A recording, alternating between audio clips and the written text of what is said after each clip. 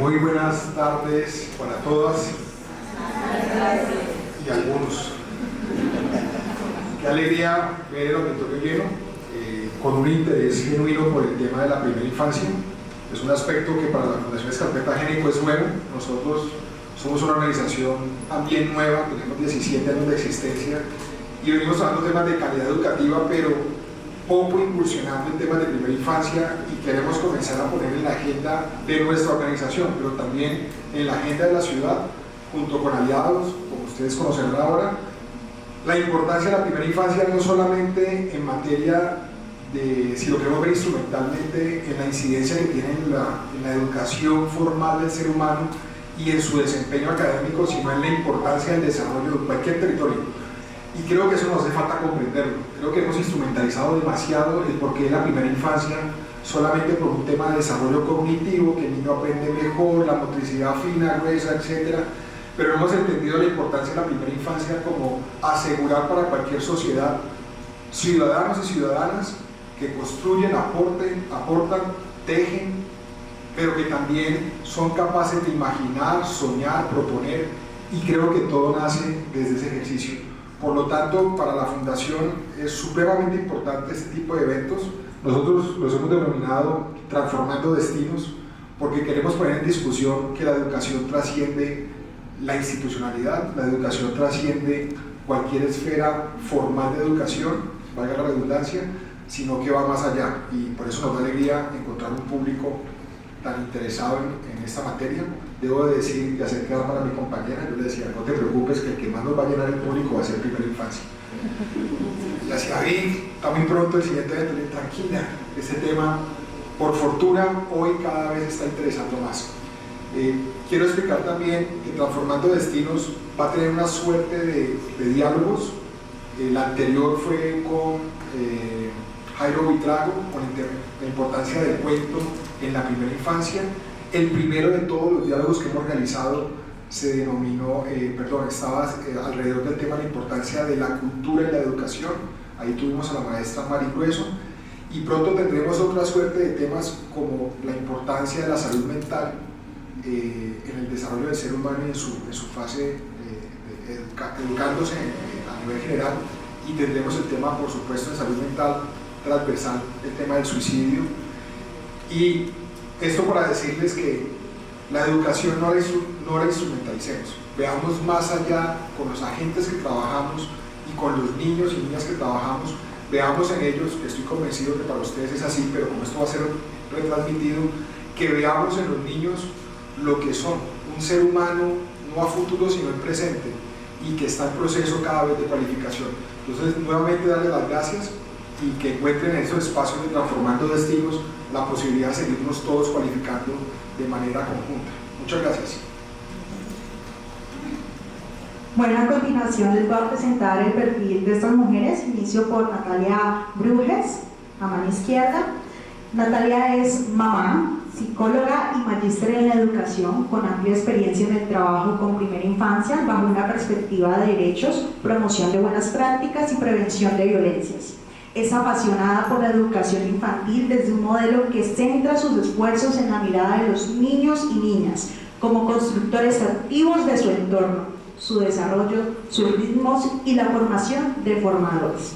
Natalia Brujas fundó la iniciativa RIE Infancia, la cual materializa el sueño de aportar en la construcción de una cultura de la infancia que invite a pensar y transformar las relaciones con los niños y niñas desde un enfoque respetuoso, cercano, empático, amoroso, y a construir sociedades libres de violencia y de discriminación como un camino efectivo para construir el mundo que soñamos.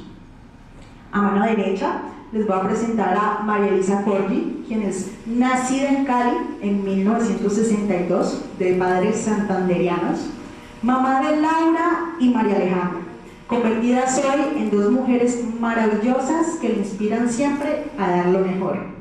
Es apasionada por el servicio y una convencida de dar lo mejor por los niños. Es una de las formas de lograr una sociedad, una mejor sociedad. Ama a Serrat, los perros y, por supuesto, trabajar por la comunidad, y una curiosidad, trabajar con barro. Actualmente es la directora de la Fundación Caracolí, que es un centro de desarrollo integral temprano que se fundó en junio de 2010 con el propósito de mejorar la calidad de vida de los niños menores de 5 años de edad a través de la atención integral a la educación temprana. El Caracolí representa la alianza público-privada entre la Fundación Smurfy Kappa Colombia como fundación empresarial y la Fundación Americana First Step Big Step como fundación privada internacional. En lo público son apoyados por el Instituto Colombiano de Bienestar Familiar ICBF como representante del Estado.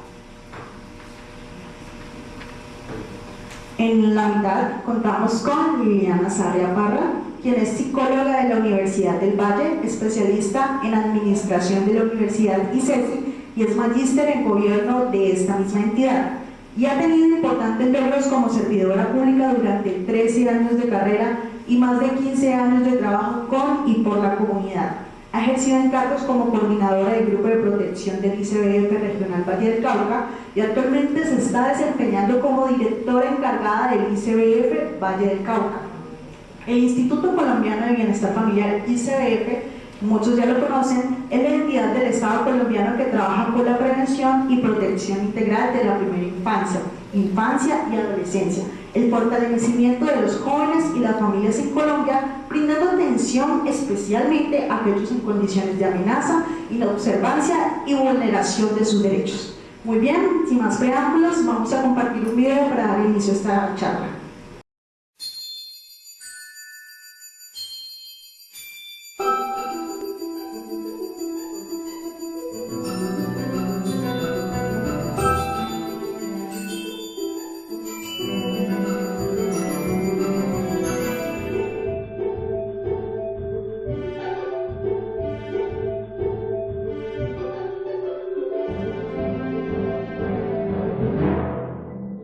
Invertir en nuestros niños tendrá resultados. Se debería de empezar lo más pronto posible. Es importante porque forma la base para todo el aprendizaje posterior. La mejor estrategia es fomentar el ambiente en casa y los ambientes inmediatos al niño para promover lo social y lo emocional tanto como lo cognitivo. Es como la analogía del árbol. Si siembras la semilla y la riegas, lograrás una base sólida para que crezca y resista mucho estrés. La idea de que habilidades adquieran habilidades es durante los primeros años. Generas habilidades que hacen que sea más fácil adquirir más habilidades. A los economistas les gusta usar la palabra complementario. Es la idea de que una cosa genera más productividad en otra. Un ejemplo sería algo como el zapato izquierdo y el zapato derecho. El zapato izquierdo hace que el derecho sea más productivo. Entre antes demos la base, más fácil será invertir, enseñar y motivar después. Al contrario, si el niño desarrolla una mala actitud, no tendrá buenas habilidades cognitivas. Los niños no tienen mucha motivación e intereses generales en trabajar a los 17, 18 y 19 años. Es mucho más complicado. Si te interesa mejorar la mano de obra del siglo entrante y el resto de este, hay que generar habilidades. Sabemos que entre antes tratemos la déficit de habilidades, más efectiva será la intervención. Hay que empezar lo más pronto posible.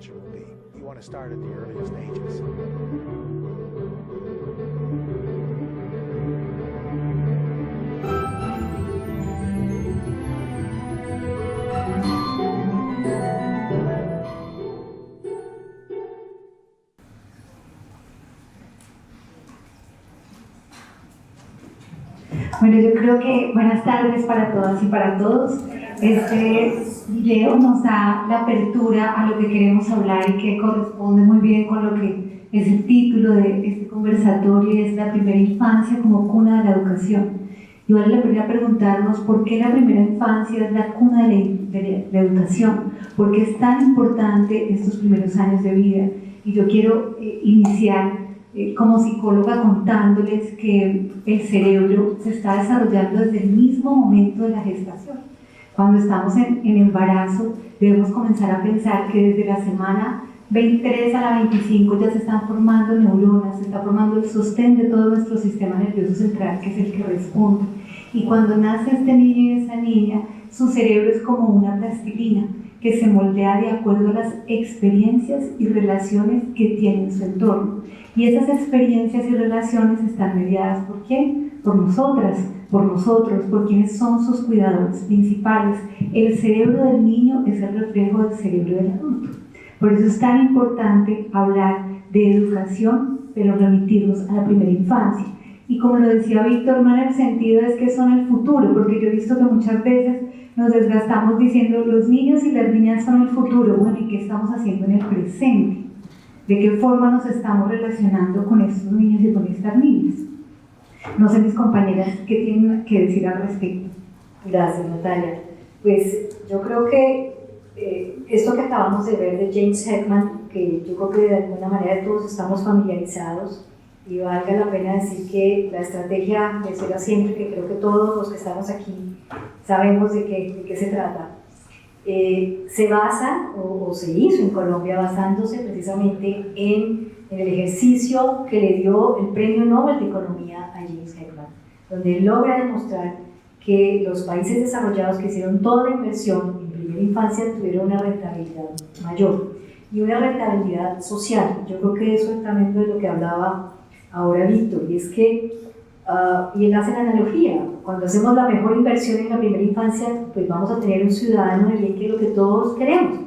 Lo mencionas divinamente, Natalia, y es que no hay otro mejor momento en toda la etapa vital del ser humano más importante que estos primeros años. Ese cerebrito, como una plastilina, como una esponja, nos va a absorber absolutamente todo, lo bueno, lo regular y lo malo. Por eso, si yo hablo desde la escuela, en este caso, pues nos corresponde a quienes estamos en ese ámbito hacer todo lo posible para que esos primeros años de los niños sean absolutamente felices. Y yo las veo a ustedes todas, y ustedes son las principales protagonistas de los procesos que están viviendo los niños en ese momento.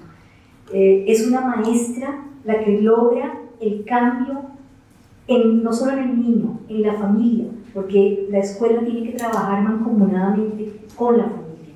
El niño solo no lo puede lograr. Nosotros desde los espacios, llámese jardín, bueno, en el caso de nuestro centro de desarrollo, solo no podemos. Nosotros podemos hacer una intervención en el niño de calidad en todos los aspectos, pero si no tenemos resonancia en la familia, no vamos a lograr.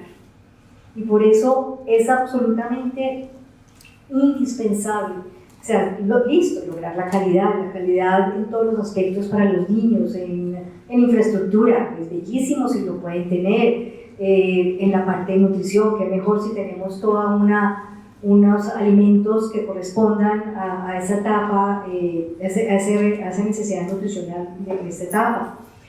Los materiales que sean de calidad, pero la gran diferencia la hace una maestra.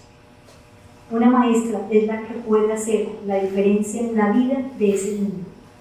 Y si nos vemos hoy en todo lo que nos acabamos de vivir, que a veces estamos confundidos, tenemos como 1 o 2 años refundidos con esto de la pandemia, a veces hablamos de hace 2 años y luego dice que hace 2 años estábamos en pandemia. Si esto nos pasó como adultos, pensemos en qué les pasó a esos chiquitos. Entonces es responsabilidad nuestra lograr ir más allá, darles el amor jamás les va a hacer daño a los niños, y el amor es lo que creo yo que al final de todo los va a salvar y a proteger de todo lo que pueda pasar. Lógicamente acompañar a la familia.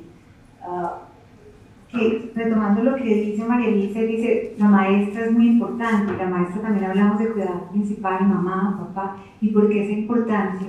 Por lo que les decía, la relación de vínculo, la manera en que yo le doy la respuesta al niño y a la niña a su necesidad es lo que me determina el tipo de vínculo.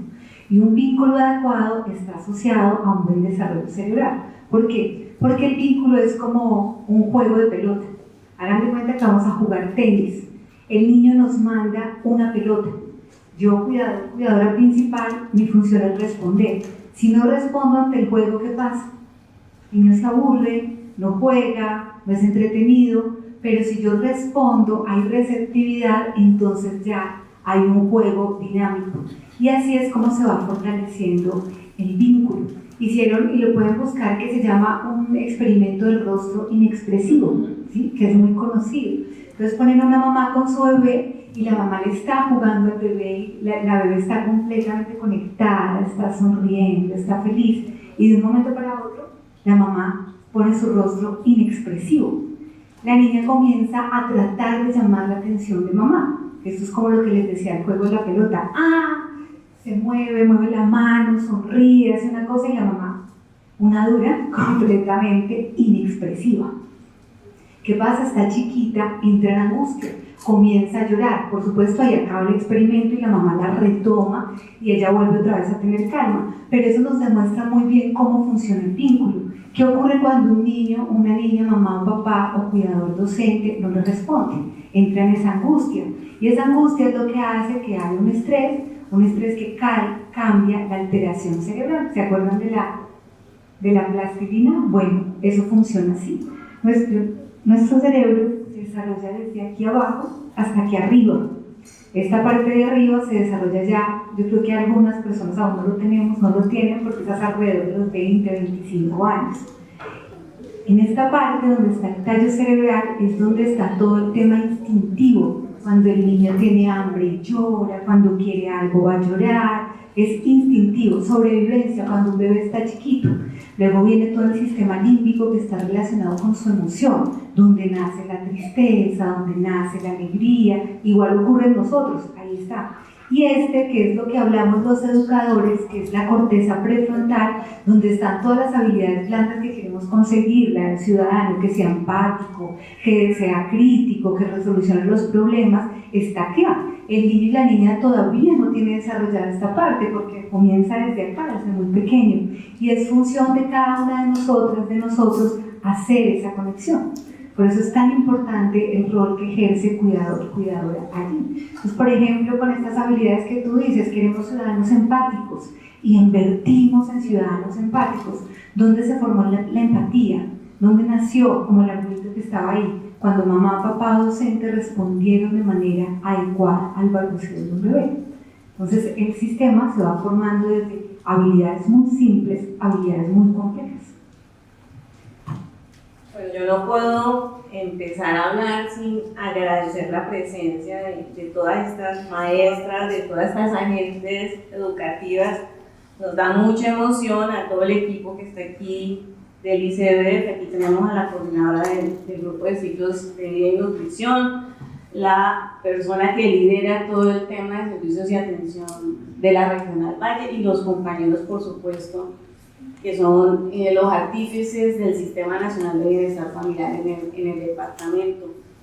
Y no puedo empezar sin nombrarlas a ellas, porque finalmente ellas son las artífices de la alegría de la que tú hablas, de los niños, niñas, en esos espacios en los que no solamente cuidamos, porque eso es, digamos, que el imaginario que hay en común, sino donde adelantamos todos unos procesos que van mucho más allá de lo pedagógico y que tienen que ver con todo el contexto, con todo lo social, con todo lo que se asocia a los vínculos que se construyen con la sociedad, ¿sí? Y todas estas mujeres son artífices de esa alegría incipiente de ese niño y de cómo se construye esa alegría. El ICBF ha entendido muy bien de que si invertimos en los niños y que invertimos mucho en los niños, ganamos muchísimo más, ¿sí? Hay estudios de la Universidad de los Andes que dicen que si invertimos $1, obtenemos como retorno social $11, ¿sí? Entonces todo lo que hacemos por los niños y las niñas, efectivamente, como lo mencionabas, desde, por ejemplo, las modalidades de gestantes y lactantes, pues efectivamente se logra ver como una cadena de acontecimientos positivos en la vida de todos esos niños, ¿sí? Que se traducen, bueno, más adelante en muchos otros temas. Por ejemplo, el tema de cómo minimizamos la deserción escolar, ¿sí? Cómo mejoramos el rendimiento académico de esos niños ya en su etapa escolar formal, ¿sí? Por ejemplo, son niños más saludables porque hacemos una inversión en temas de cuidado, y hablando de cuidado, de un tema que está muy en boga ahora por la vicepresidenta Francia Márquez, que está liderando a ella, y es todo el Sistema Nacional de Cuidado, ¿sí? Entonces, cómo todos nos volvemos cuidadores de todos, pero principalmente de los niños, niñas y adolescentes. Y más años de escolaridad, por ejemplo, para los niños y las niñas. Y que eso deriva finalmente en unos adultos mucho más mentalmente más estables, ¿sí? Y unas familias, por supuesto, más armoniosas, como podría decirlo, más amorosas, ¿sí? Eso para decir de la cadena de consecuencias positivas. Y para hablar del otro lado de lo que hace el ICBF, ¿sí? Y de lo que evitamos a toda costa, y es que finalmente esos niños se encuentren en riesgo, se encuentren en protección, como es lo que también hacemos a través del proceso de protección, y es que vemos efectivamente allí las consecuencias de no adelantar esto que hacemos en primera infancia. Allá lo vemos, nosotros tenemos las dos caras de la historia de vida de esos niños, ¿sí? Tenemos esos niños cuidados, amorosos, felices, amados en sus entornos, pero también vemos estos niños de acá que no pasaron desafortunadamente por esos procesos formativos, pedagógicos, amorosos, y que tenemos bajo protección del Estado, ¿sí? Yo quiero retomar un poco lo que está diciendo Liliana, porque lo reiteramos, ¿no? Es ¿qué esperamos nosotros o qué espera la sociedad? Siempre hablamos de cambio, queremos una sociedad mejor, más equitativa, y eso es lo que creo que propendemos todos los que trabajamos en educación, y es formar desde primera infancia a ese adulto. Y resulta que esa familia que está siendo acompañada por una docente como ustedes, que le puede ayudar en la crianza, una crianza positiva a ese niño, es una familia que tiene tranquilidad y de alguna manera tiene un bienestar, y ese bienestar contribuye a la comunidad, y esa comunidad lo que nos está hablando es de un tejido social, como lo decía ahora. Entonces yo creo que es tan claro, es tan importante el tema de la primera infancia, que no se puede tomar tan a la ligera con el niño chiquito lindo, ahí sí tan lindo el jardín, ¿no? El sitio tan bonito donde van y lo cuidan. No, hace mucho tiempo dejamos de hacer eso. Y yo quería también, me uno a lo que dijo Liliana, ver estas caras de ustedes aquí es muy reconfortante. Y traigo a colación algo que le comentaba ahora a Natalia.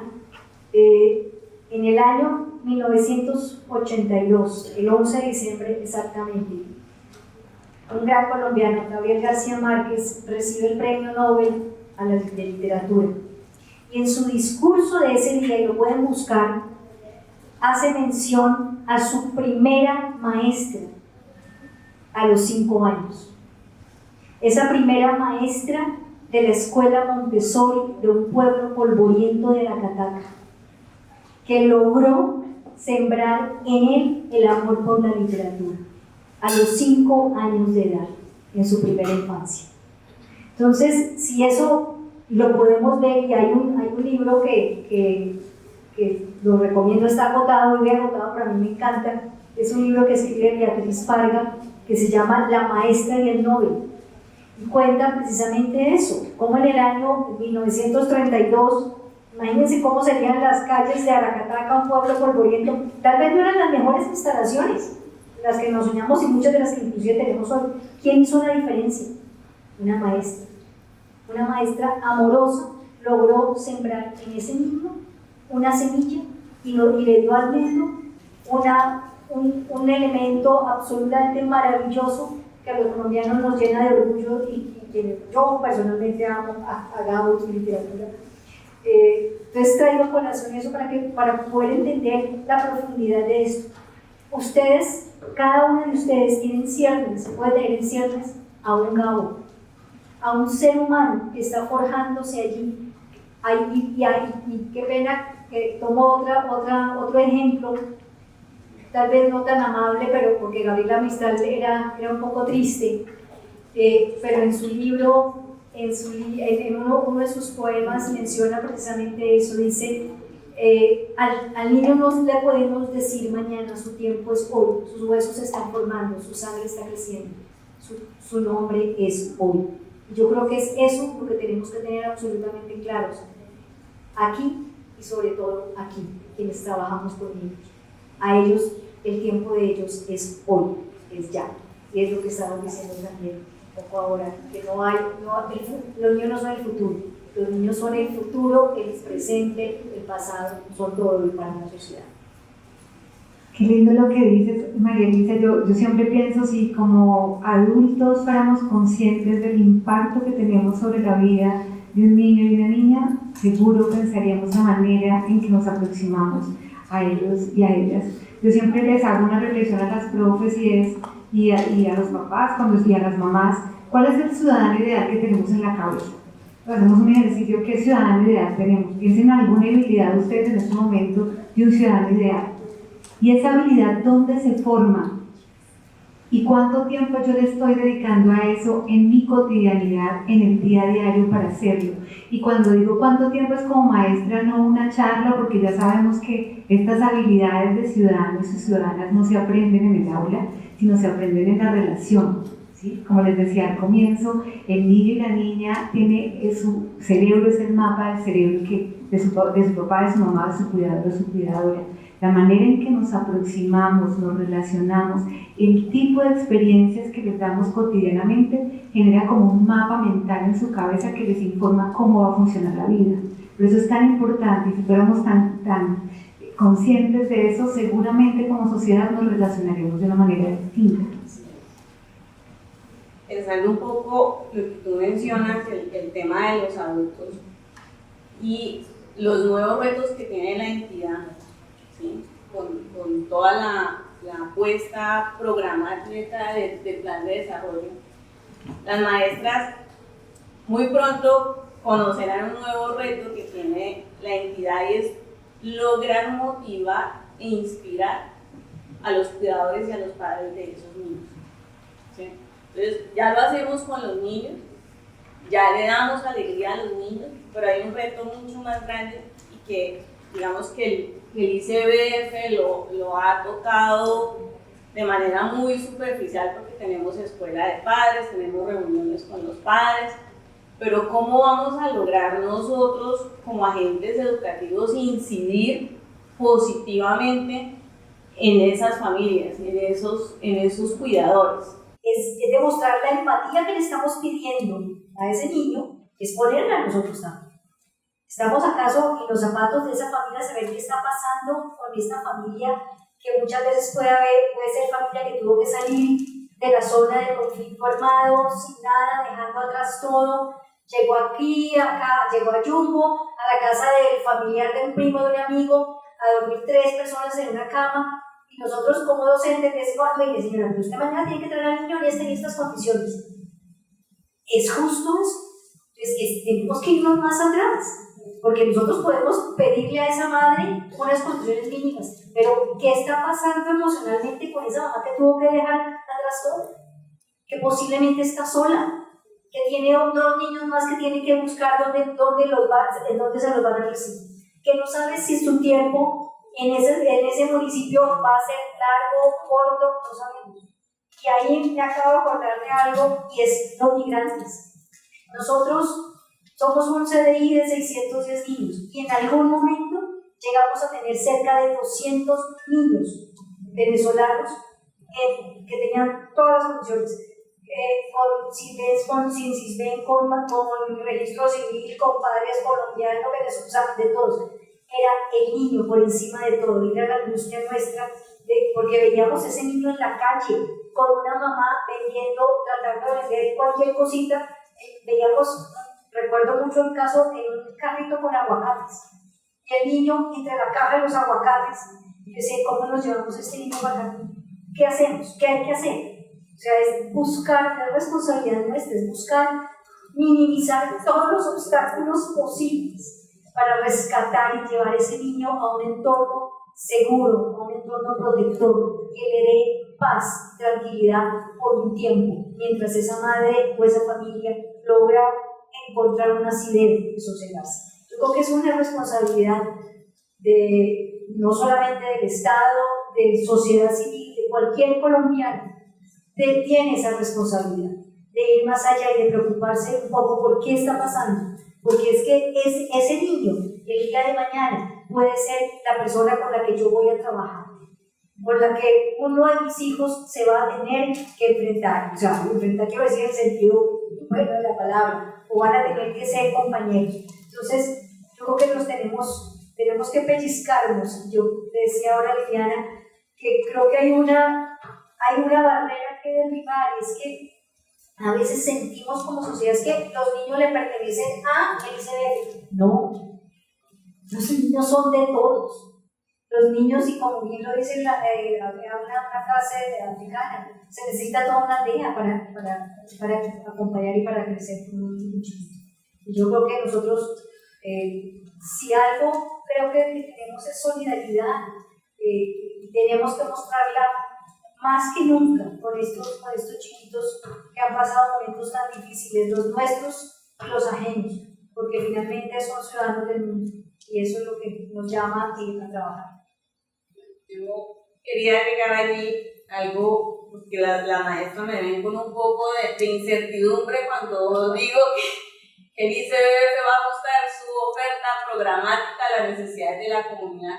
Y bueno, para nadie es un secreto lo exegético que es, digamos, todos los lineamientos y las condiciones de operación del ICBF, pero es posible, ¿sí? Sí es posible, lo hemos hecho, lo estamos haciendo y lo queremos hacer, ¿sí? Cuando hablabas ahorita de la población venezolana, nosotros tuvimos una experiencia no muy lejos, hace 2 años, en convenio con la alcaldía, donde atendíamos la población migrante venezolana en Vista Hermosa, y lo hacíamos con maestras venezolanas, ¿sí? Y la minuta era con artículos, con productos, con alimentos que eran de Venezuela, los cocinaban ellas mismas, teníamos estantes, teníamos lactantes, colocaban el himno de su país cuando iniciaban cada una de las sesiones,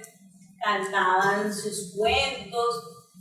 Es posible entonces que el ICBF, que la institucionalidad en su conjunto pueda adaptarse a la necesidad. Estamos haciendo pilotos de temas de atención diferencial dentro de la ciudad, ¿sí? Porque tenemos una cantidad enorme de niños en protección, bajo protección, que son de comunidades indígenas, y a los que les dábamos la minuta de la comida que comemos nosotros en Cali, ¿sí? Y es total y completamente, no es ni incluyente ni justo para nada, y estamos cambiando eso. Estamos en el marco del convenio con el SENA, y ya estamos haciendo unas minutas diferenciales, viendo cómo traemos de dónde nos conseguimos la farina, por ejemplo, ¿sí? Entonces, sí es posible hacer esos cambios, ajustarnos a las necesidades de la comunidad, del terreno, sí es posible. Qué importante lo que dice, porque hemos hablado al inicio de cómo se desarrolla el cerebro, de lo ideal, de lo bonito, de cómo tenemos que construir la relación con el niño y la niña, y María Elisa nos lleva a la realidad social. Y cuando tenemos todos estos retos, ¿cómo hacemos para dar una atención? Y nos dice Liliana, claro que podemos. Y ese podemos, para mí, el secreto está en que la manera en que nos relacionamos con los niños y con las niñas está atravesado por algo muy importante, y es por mí. Cuando yo me voy a aproximar a un niño o una niña, tengo que preguntarle, ¿Cómo está mi historia? ¿Cómo estoy yo? Yo quiero enseñar empatía, yo soy empática. Yo quiero enseñar autocontrol, yo logro autocontrolarme, y siempre le digo a las maestras, y otra vez repito a papás, a mamás, en el proyecto que estamos de Conexión Maestro, con eso iniciamos, ese es el pilar.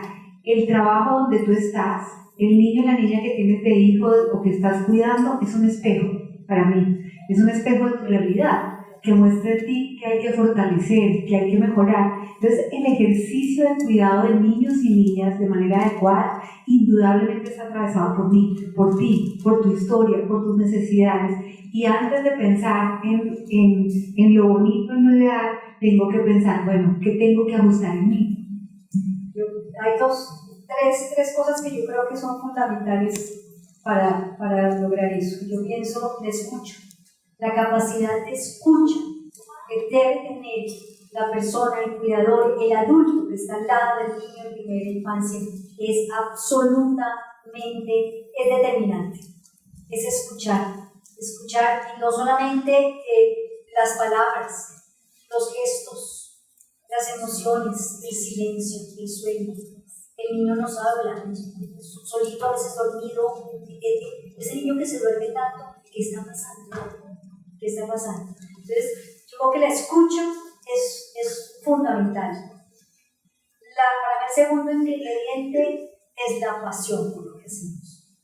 Yo creo que trabajar con la primera infancia necesita una pasión que va más allá de simplemente yo estudié, tengo un técnico, soy licenciada. No, yo creo que va más allá, y creo que pensaría que de alguna manera estamos respondiendo o somos el resultado veritable de nuestra primera infancia, lo que nos lleva también a estar aquí presentes.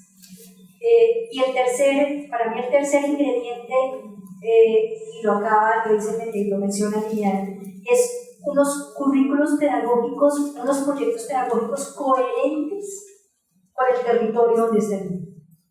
Yo no puedo traer una cosa maravillosa que están haciendo por allá en Finlandia para hacerlo en Costa Rica, Valle, o hacerlo en Jumbo, o hacerlo en Luis. No, lo acaba de decir Liliana y lo pensaba mientras lo decías, te lo comenté. En Jumbo tiene 4 comunas, un municipio de 32.000 habitantes. Y nosotros tuvimos 2 CDIs donde eran 2 poblaciones que parecían 2 ciudades completamente distintas. Casi les podría decir que hasta la minuta era distinta. ¿Por qué? Porque teníamos niños de las mismas edades con unas condiciones sociales muy diferentes que hacían las particularidades de cada uno de ellos que fueran atendidas de una forma distinta. Por eso la importancia de escuchar. ¿Por qué lo vamos a obligar a tomarse una sopa de zanahoria cuando la zanahoria posiblemente no la tiene en su tierra hace mucho tiempo? Pero es que la tiene que comer. Entonces la angustia de esa familia que tuvo que trabajar duro para comprar la zanahoria, que ahora llega el chiquito y no se la va a comer, yo se la tengo que meter a la fuerza. No, por favor, no. Entonces, yo creo que esos 3 ingredientes para mí, personalmente, son absolutamente indispensables en poder llevar a esos chiquitos a un buen puerto. Yo agregaría la devoción. Sí. Que es una combinación de la vocación con el amor. ¿Sí? Sin devoción usted no escucha. ¿Sí? Porque si usted no tiene la intención, la vocación de servicio a la comunidad, a los niños, a los demás, no es posible. ¿Sí? Entonces, muy bien lo saben las maestras, porque han logrado ver a sus pares en muchos espacios o en algunos momentos. La que llega nueva, la maestra que está allí, llega a un punto en el que no puede más, no lo puede hacer. ¿Sí? Divertirse con los niños, jugar con los niños, aprender con los niños, escucharlos, no es para todos. Es para unos muy pocos reservados, es para unas muy pocas personas reservadas, con unas cualidades y con unas competencias muy especiales y muy difíciles de identificar. Entonces, le agregaría a esos 3 aspectos la devoción. Es necesaria, completamente necesaria para poder escucharlos, mirarlos, acompañarlos, acogerlos, ¿sí? Con amor, con cariño, y lograr entender qué sucede en ellos, ¿sí? Y qué pasa detrás de ellos y de su vida familiar. De acuerdo con ustedes, con estas 4, y yo haría profundización en la escucha porque es en lo que más he trabajado, y es el lenguaje de la infancia, de las infancias, es distinto a nuestro lenguaje. Acá nosotros estamos hablando verbalmente, ¿sí? Pero los niños y las niñas no se expresan de esa manera, como si vamos a Alemania y usted pisa la línea que no podía pisar y se lo están diciendo en el idioma y usted no entiende nada. A veces nos pasa eso con los niños y las niñas y decimos, no, es que no entiende, no sigue las reglas, usted se está utilizando el lenguaje que el niño y la niña utiliza. Loris Malaguzzi, que es precursor de la filosofía Reggio Emilia, que a mí me encanta, él dice, los niños tienen más de 100 lenguajes, siempre 100, y los adultos les robamos 99. Complicadísimo, ¿no? A mí eso me mueve el piso. Y yo siempre digo, busquemos los lenguajes, no hay un listado, número 1, número 2, número 3, no existe el listado. Está en nosotras esa capacidad de observar, de escucha. Yo encontré en los cuentos y en la escritura de cuentos y en la narración un lenguaje de encuentro. Hoy estamos hablando con las maestras de conexión de otro lenguaje que es la música. Pero hay diferentes lenguajes y tenemos que identificar esa forma para poder aproximarnos a los niños y a las niñas. Muy importante ahí el tema del reto que les proponía ahora y de cómo lograr que los padres continúen como con esa línea de, digámoslo, de atención que adelantamos en las unidades de servicio, ¿sí? Entonces, si todo el tiempo estamos jugando con los niños, les estamos contando cuentos, estamos trabajando plastilina, pero llegamos a la casa, a la dinámica familiar, y ese papá está en el teléfono, la mamá está cocinando, o no hay mamá, o no hay papá, o es esa mamá o ese papá solo, y es lo que siempre nos expresan y nos dicen, pero yo no tengo tiempo, estoy muy ocupado, tengo muchos problemas, tú no sabes cómo es mi vida. Efectivamente no lo sabemos. Entonces el reto está en cómo provocamos en esos padres, en esos cuidadores, pequeñas acciones que no lo son tanto, que logren inspirar y motivar a esos niños tal como lo hacemos en los espacios pedagógicos, en los espacios de cuidado, ¿sí? Entonces, cómo salimos de lo tradicional, ¿sí? que también aporta, ¿sí? Y le empezamos a enseñar a esos padres, pues primero los inspiramos y después les empezamos a enseñar, ¿sí?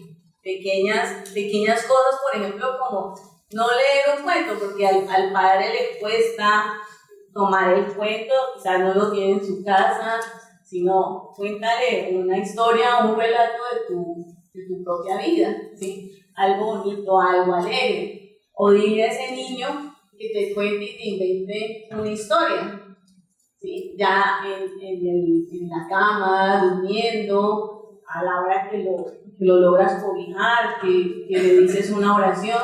Entonces hay muchas estrategias, muchas actividades, muchas acciones que nosotros tenemos que incentivar, inspirar a esos cuidadores para que ellos puedan continuar con toda esa línea de cuidado que adelantamos durante todo el día en las aulas. Se acabas de acordar de algo que tuvimos esta semana y empezamos a ver que se bajaba un poco la asistencia de los padres de familia en las reuniones. No sé si será algo, por ahí veo caras haciendo así, algo que nos está pasando, posiblemente a todos. Esto para nosotros es relativamente nuevo. Y empezamos a decir, bueno, ¿qué hacemos? Porque entendemos entonces que las familias también están cansadas. Eso que tratamos de hacer la reunión a las 8 de la mañana, otro a las 2, otro a las 2, buscando cuál es el horario que se acomoda. A veces tenemos teléfono todo el día buscando que vengan 25 un grupo, 25 otro. Porque ahí se dice que Porque ya hay que cumplir.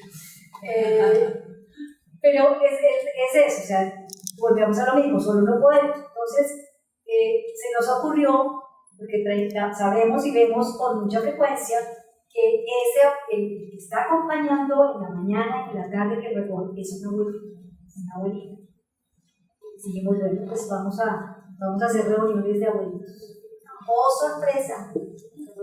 Nos llegaron los abuelitos y las abuelitas. Ustedes no se imaginan la cosa más divina. Tenemos dentro de nuestras voluntarias una abuela cuentacuentos que les escribe una carta y les dice: ustedes son lo más importante que tienen estos niños.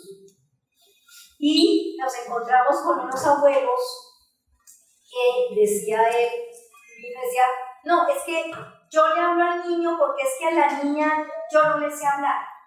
Entonces le entregábamos un muñeco, un muñeco masculino y estaba la niña, entonces háblele a y él decía: es que yo no sé qué le voy a decir. No sé qué le voy a decir.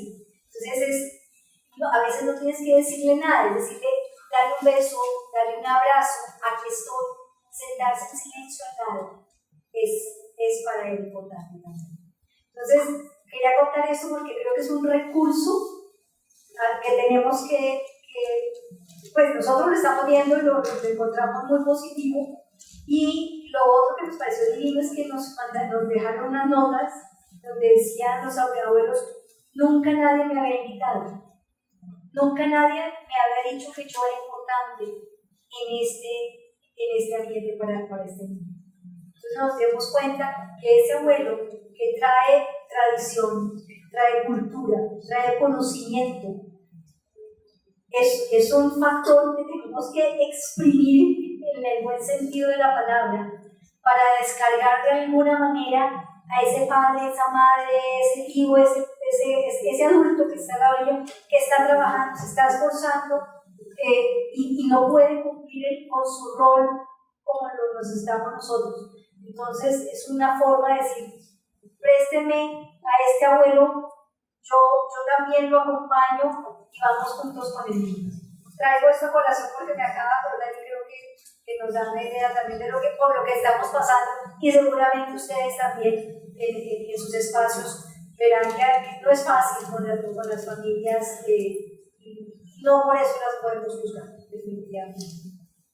Pues fíjense cómo hablamos de poco entre nosotros, que yo creo que es una de las herencias de la pandemia, que dejamos de replicar, ¿sí? Esas buenas acciones, esas acciones positivas que pueden ser, digamos, que replicadas en todas las unidades de servicio. Excelente, me parece una idea maravillosa.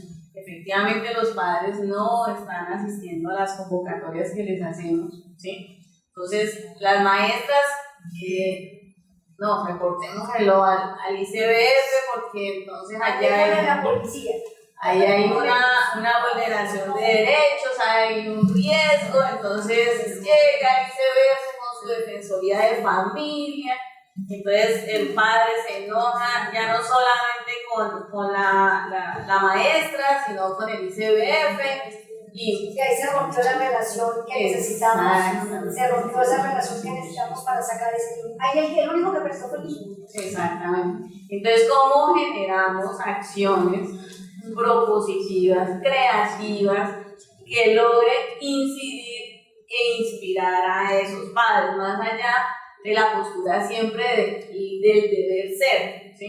Que vuelvo y digo que es un acto de contrición, es que el ICBF tiene esa línea de... Pero ya nos estás dando luces que también podemos flexibilizar, y eso es muy positivo. Sí, no, es así, de verdad que es así, pero es a partir del diálogo, ¿sí? Exacto, si no hablamos no podemos ver, o sea, si yo no les cuento que tenemos dificultades con la asistencia de los padres, Ustedes dicen, no, ese Caracol es perfecto. No, lejos estamos de eso. Lejos estamos. Y luchamos todos los días y tenemos las mismas dificultades, miles de cosas, pero yo pienso, y yo lo digo siempre a todo nuestro equipo de colaboradores, quienes trabajamos con los niños, yo siento, y eso lo hace la pandemia, tenemos un catalejo. Y lo que vemos al final de ese catalejo solamente puede ser el bienestar del niño. Que todo lo que esté pasando alrededor no nos haga daño, no nos permee, porque somos los responsables de llevarle paz, amor, tranquilidad, esperanza a ese niño y a esa familia.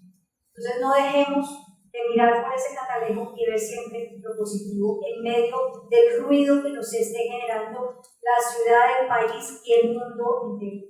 Tenemos esa responsabilidad. Y ahí ustedes dan un ejemplo muy claro, y es, ya sabemos que para que la infancia, la primera infancia sea cuna de educación, tenemos que favorecer experiencias positivas para los niños y las niñas. Favorecerlas en donde, en sus ambientes más cercanos, que para mí son tres: la escuela a través de módulos pedagógicos llamativos. Yo veo que la política de primera infancia es muy inspiradora en eso, que eso del papel vaya a la realidad todavía nos falta. También tenemos que fortalecerlo en la familia, que es ese gran reto de qué forma yo le digo a esta mamá que es necesario, importante, que juegue con su hijo y con su hija, a ese papá que tiene que conectarse, que tiene que dedicarle tiempo. Entonces es familia, escuela y para mí, que es parte de lo que trabajo en cultura de la infancia, la comunidad donde vivimos. La voz de los niños y de las niñas tiene que estar en la ciudad, que los museos tengan atención especial para los niños y las niñas, que en la Feria del Libro haya un espacio para infancia, y este año me impresionó el año pasado que estaba la red de bibliotecas con un espacio para primera infancia muy bello, que los lugares a donde vayamos, que el mío tenga espacios para niños y para niñas. Cuando hay ciudades permeadas por la infancia son más seguras, y eso hay en Italia se ha hecho toda una exploración sobre eso. Entonces nuestra gran tarea es poder construir relaciones significativas en los niños y en las niñas, en familia, en la escuela y en sociedad. Yo le añado otro ingrediente, otro que es vital, que es la empresa privada. La empresa privada de este país no se puede olvidar y darle la espalda a la infancia, venga de donde venga. Y lo digo como representante, y Víctor lo sabe, de una fundación empresarial.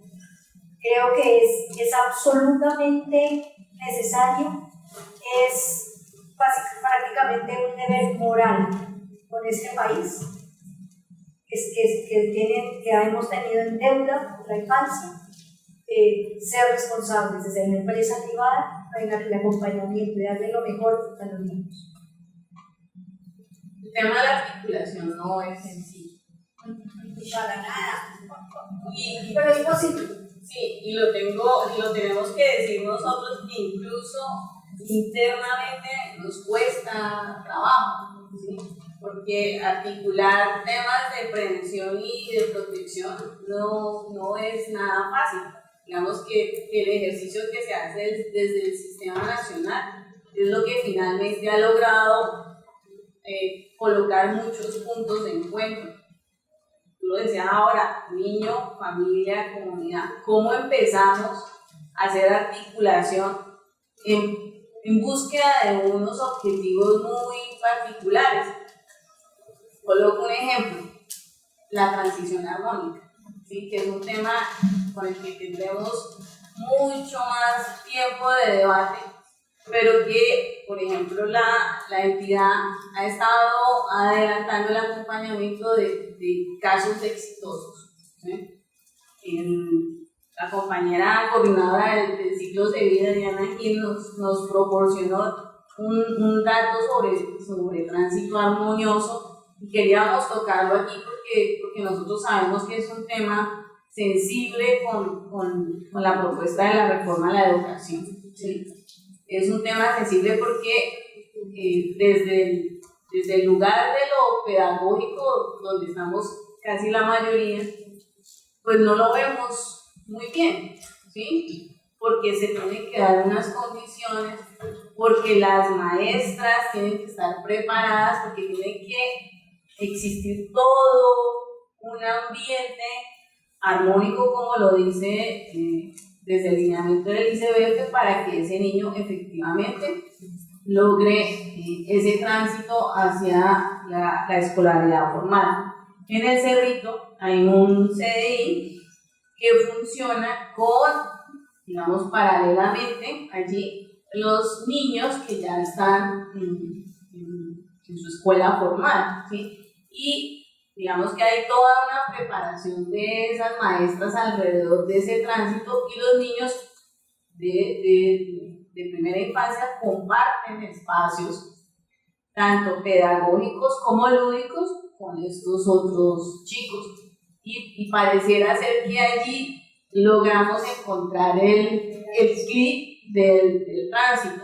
Más allá, por supuesto que es necesario de toda la formación para las maestras de un lado y del otro, de los espacios comunitarios, por supuesto, de los padres de familia, pues para los padres tampoco es sencillo, pero nos hemos encontrado como las sorpresas bonitas que siempre nos dan los niños y las niñas, que son los niños los que nos enseñan cómo hacer ese tránsito hacia la formalidad, y de cómo ellos, estos chicos, cómo jalonan a estos otros pequeñitos a involucrarse en sus espacios, y cómo estos también, que están incursionando en el espacio formal, se devuelven un poco a estos espacios que son mucho más lúdicos.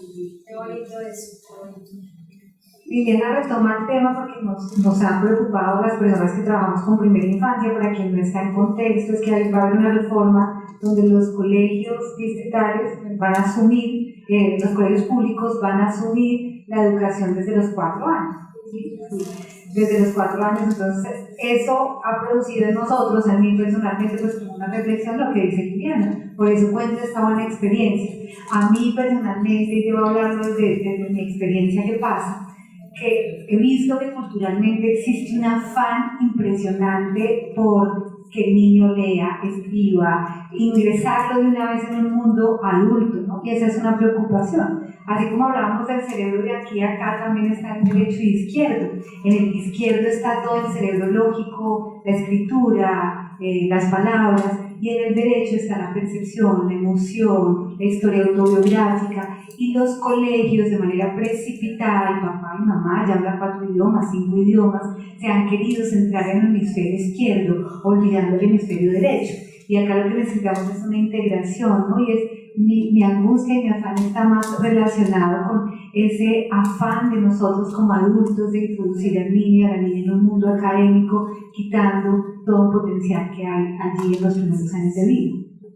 Hay un ejercicio que tiene que pensar el Ministerio de Educación Nacional, y es si escolarizar hace parte del tránsito armonioso de la primera infancia. Y es parte de la discusión porque pareciese, no es muy clara en la pretensión, si la necesidad es escolarizar o la necesidad es preocuparnos por el desarrollo integral de la primera infancia. Si es escolarizar, esa es la solución, pues instrumentalmente. Si es el tránsito armonioso, es pensando en el desarrollo integral de una persona que está en su etapa de primera infancia, trae todas estas inquietudes, porque el tema no es logístico, el tema no es de espacio, el tema no es de profesores nombrados, el tema es si los que están en el ejercicio de sus funciones tienen la formación y las condiciones para hacer todo lo que aquí se ha conversado y más. La hora no nos da para extender todas las variables. Por eso aprovecho para hacer la publicidad, si hay más preguntas, pero se viene el segundo conversatorio, que es abordar cómo hacer de las experiencias formales, cuando las experiencias formales son colegios privados y colegios públicos que vienen haciendo el ejercicio, qué retos les ha marcado, cómo retroalimentan esa experiencia, y ojalá poder traer a alguien del ministerio, o al viceministro, a Oscar, o a la ministra, para que esté aquí hablando de esa idea, cómo se materializa, porque la Ley General de Educación va a ser modificada y tiene que incluir eso necesariamente, y ya está en tránsito de esa reforma, entonces sería muy oportuno hacerlo. Y hacer honor a la amistad que tenemos con la doctora Aurora Bernal, que es una persona brillantísima que conocemos. Ella mencionó, cuando colocó sobre la mesa el tema de la reforma a la educación dijo varias frases, pero una muy bonita de ellas, que yo creo que para que no satanicemos el tema, sino que nos demos, estábamos hablando al principio de hablar. Cuando queremos hablar es porque damos la apertura también para que el otro nos dé a entender y nos permita comprender qué hay del otro lado, ¿sí? Ella mencionó, sus palabras fueron regular el derecho fundamental a la educación desde la primera infancia hasta la educación superior. Ella está pensando cómo ya el tema de que el niño esté vinculado a unos espacios pedagógicos, lúdicos, formativos, no sea opcional. ¿Sí? ¿Sí me entienden? No sea opcional, sino que haga parte de todo el proceso, que no es solo un proceso, lo sabemos, pedagógico, sino que es un proceso de cuidado, de amor, de acogimiento, de devoción. Entonces, ese niño que no va a nuestras unidades de servicio va a tener que estar vinculado desde los 3 años a algún proceso. No lo sabemos ahora de qué manera, pero va a ser muy parecido a lo que estamos haciendo. Pero es eso. Yo estoy segura que la ministra está pensando en cómo, voy a decirlo entre comillas, obligamos a esos cuidadores o a esos papás que lleven los niños a esos espacios y que ya no sea optativo, ¿sí? Yo creo que ese es el espíritu de esa intención. Yo quiero pensar que es eso, y los invito a la apertura para que hablemos de ese tema y debatamos sobre el tema. Creo que Liliana dice, sí, ya que estamos hablando, creo que parte de lo que vamos a hacer es que vamos a ser protagonistas, ustedes van a ser protagonistas, todos vamos a vivir ese cambio. Qué rico poder estar allí, levantar la mano y expresar como lo has hecho y decir, aquí falta esto, sabemos esto, podemos ayudar. Yo creo que será un momento, nadie dijo que va a ser fácil, no, de ninguna manera, pero creo que es un paso que hay que dar. Entonces, pues vamos a darnos la mano entre todos para dar ese paso de la mejor manera posible. Yo creo que eso es lo mínimo que podemos hacer. Pues, de manera muy rápida, porque esos son dos temas muy grandes, pero para que haya claridad y para hacerle precisión en tema de protección de garantía de derechos de niños, niñas y adolescentes, cuando una entidad de salud, clínica, hospital, centro de salud, recibe la solicitud de una niña respecto a la interrupción voluntaria de su embarazo, hace un reporte al ICBF en la gran mayoría de los casos para que el ICBF, a través de una defensoría de familia, adelante la verificación de derechos y el acompañamiento a esa familia a fin de identificar si esa niña tiene riesgo o están siendo vulnerados sus derechos. No quiere decir esto que la institucionalidad obligue a tomar una u otra decisión, ¿sí? Eso lo hace en conjunto esa niña con su familia, pero tiene el acompañamiento de la institucionalidad. Entonces no es un asunto sencillo. Una niña de 14 años sigue siendo una niña, ¿sí? Si esa niña es una niña sola, no acompañada, ya estará, digamos que bajo protección del Estado, y será su defensor de familia con acompañamiento del equipo psicosocial quien acompañe la decisión que toma esa niña, para hacer la precisión con respecto al tema del IBE. Y con relación al acceso a los dispositivos digitales, el ICBF ha hecho un despliegue enorme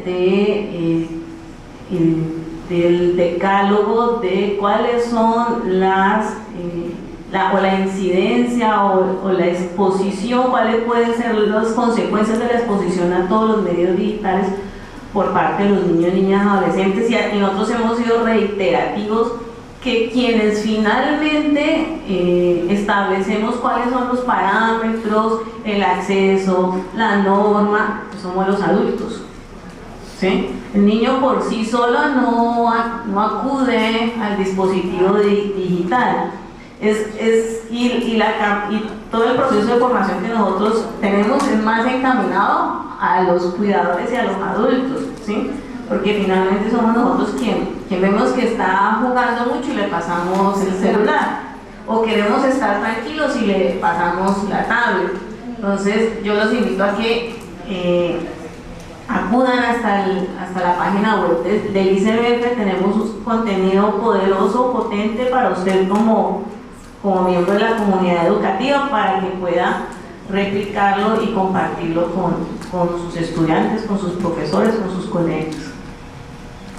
Ahí le acompaña también a Liliana frente al primer tema. Yo creo que debemos pensar, porque es un tema denso que no tiene blancos y negros y tiene bastantes matices, pero debemos pensar en un ejercicio de prevención del embarazo.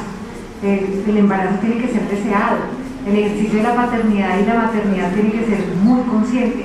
Entonces yo creo que los esfuerzos se tienen que ir a la prevención de embarazos no deseados. Y frente al segundo tema, pues inevitablemente desde la psicología, la OMS dice que no pantallas antes de los 2 años.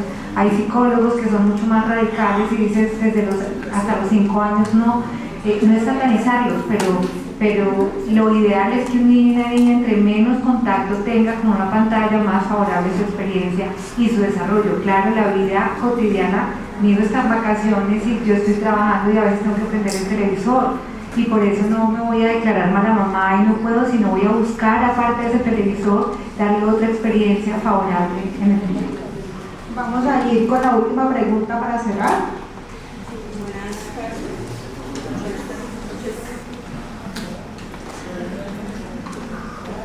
Buenas noches.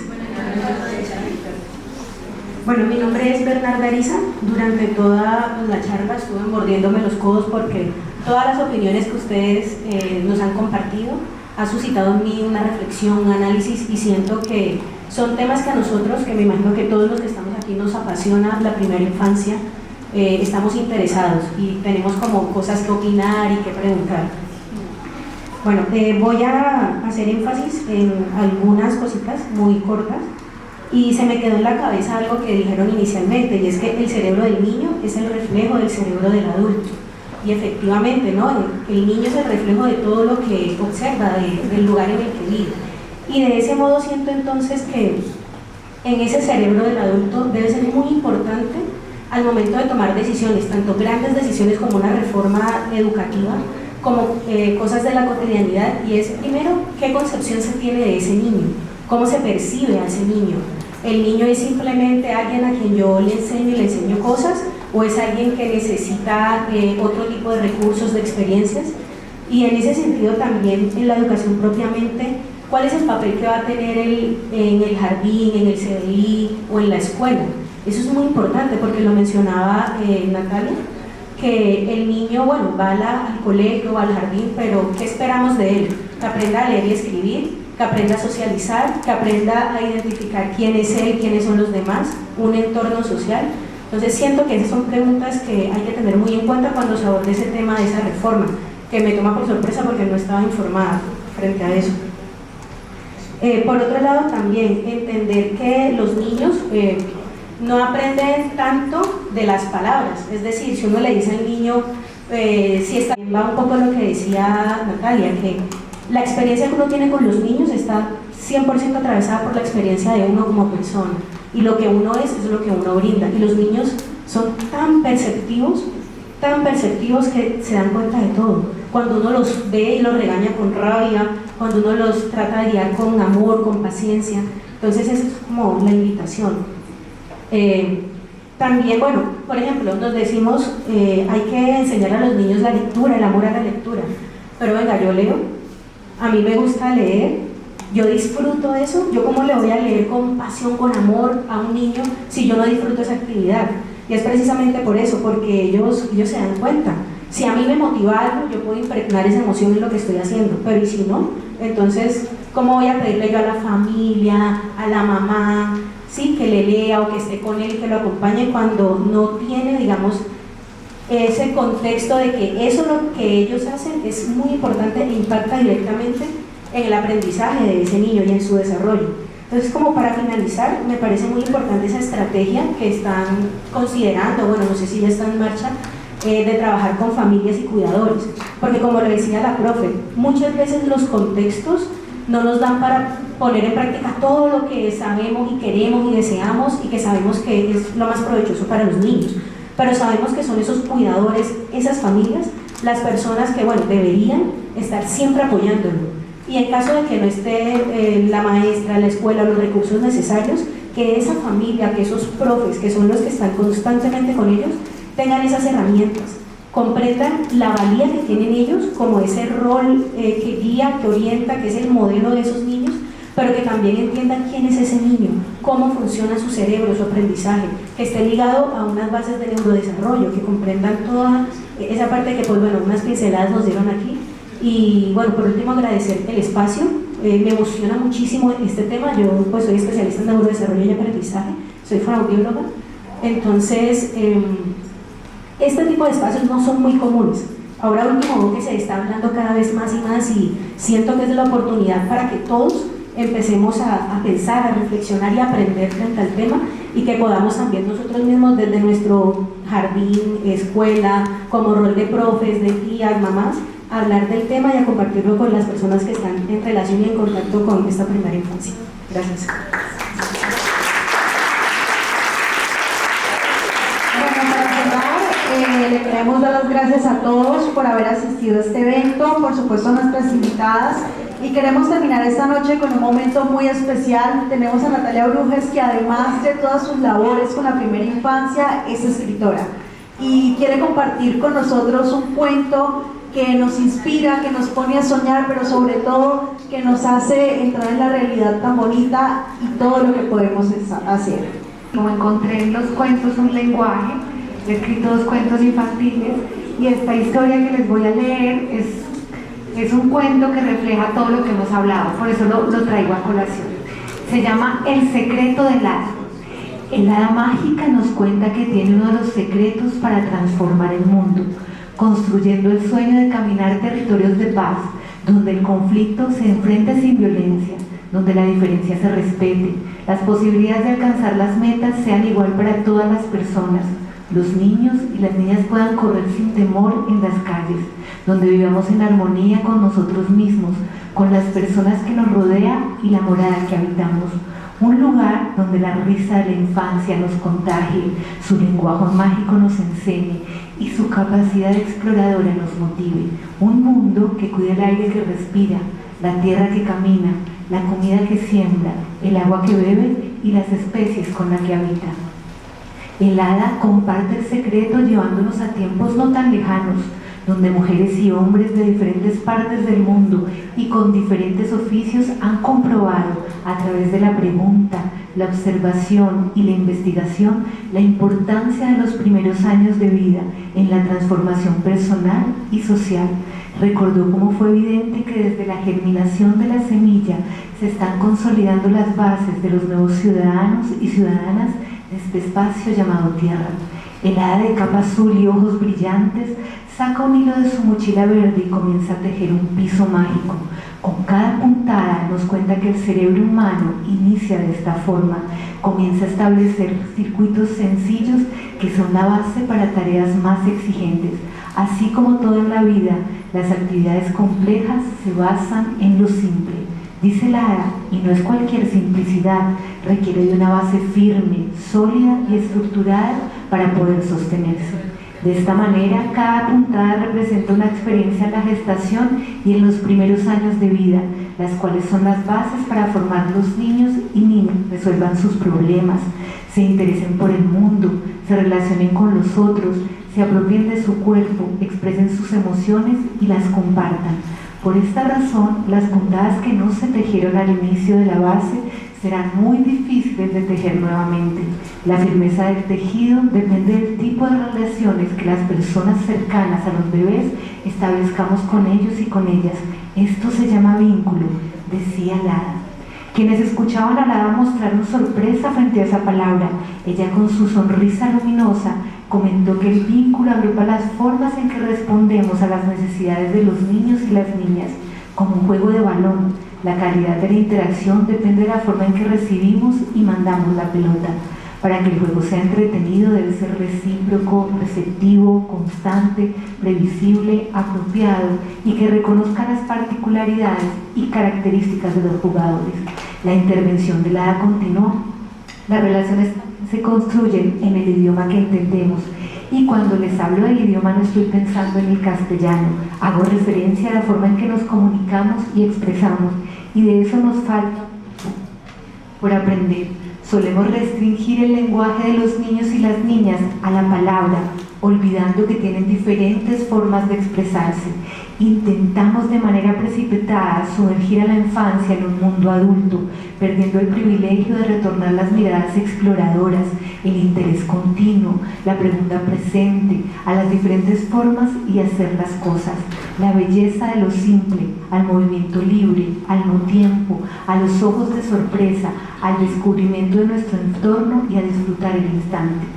El hada observó una mirada de nostalgia en sus oyentes, una nostalgia que añoraba construir ese camino. Entonces intentó enviar un mensaje alentador donde nos recordaba que el instrumento más sencillo pero exigente y poderoso para recuperar esa mirada era el juego. No un juego preestablecido e impuesto, sino un juego que nos invite a crear personajes, inventar nuevas historias, asumir roles, cambiar de voces, aprovechar lo cotidiano, construir escenarios mágicos, ponernos las gafas de la imaginación, activar nuestros sentidos, un juego sensible a las señales del bebé, ser aprendices de estos nuevos extranjeros que llegan a esta tierra para descubrir diferentes saberes, que llegan equipados para ser mujeres y hombres felices, independientes, responsables, comprometidos, apasionados, soñadores, creadores, éticos plenos, pero que sabiendo que su equipaje puede ser olvidado o robado. Hacia el hada extendió sus alas, dio un pequeño salto y giró para volar hacia las nubes, pero antes de partir miró cariñosamente a las personas que atentamente la escuchaban y les susurró: les dije que el juego era un instrumento sencillo pero desafiante, porque nos reta como cuidadores a cuestionar nuestra historia, nuestras dudas, las expectativas que tenemos frente a la crianza, las prioridades que asumimos, es decir, nos confronta y nos moviliza a ser mejores cada día. El hada apareció en medio de las nubes, iluminada por el reflejo de un sol naranja que se ocultaba en medio de las montañas. Colorín colorado, este cuento ha terminado.